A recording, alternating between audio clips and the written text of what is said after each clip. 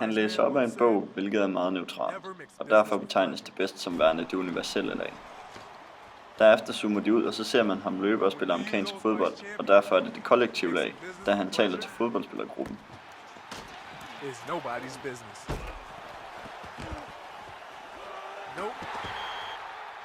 Til sidst zoomer de ind på ham og hans kæreste, hvor han har pandekagerne klar, så det er det individuelle lag.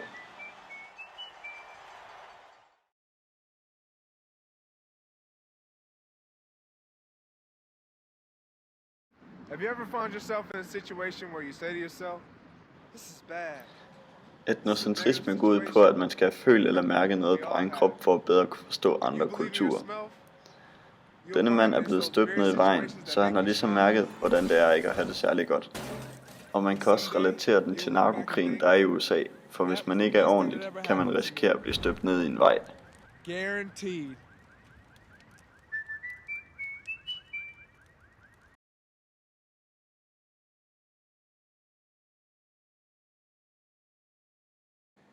Hello, ladies. Her er han på en strand med en hula-skørt på.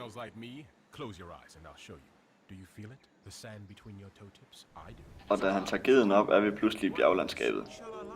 Derefter er han i Afrika for at dykke under vandet. I hope you like water, because we're neck deep in the sweet waters of friendship and trust. Og til sidst, der er han i Vesten, hvor han ligger på et dyrt klaver og er lidt eksklusiv.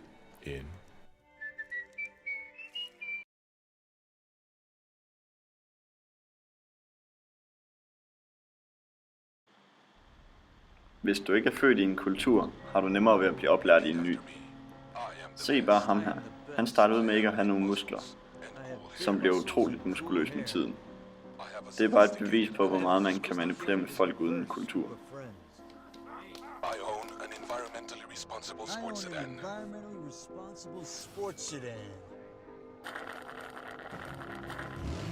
I'm breaking up with Heather Graham because I need my space. Du kan altså påvirke en person utroligt meget.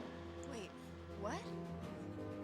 I am winning all the Her siger han til sig selv, at han godt kan vinde løbet, og derefter løber han fra hesten.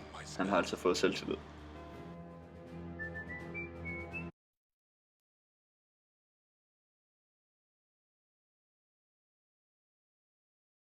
Hello, ladies. How are you? Fantastic. Does your man look like me? No. Det han siger her, det er ren selvtillid. Han siger altså, at du får selvtillid af at købe den her sæbe. Og så er jeg på et eventyr. Jeg er mandlig, og jeg har bagt en kage til min kæreste. Jeg bygger alle mine ting selv, og nu har jeg overskud. Jeg svømmer, og jeg falder ned i mit boblebad. Og nu er jeg mandlig igen. Jeg slapper af, og nu sidder jeg på motorcykel.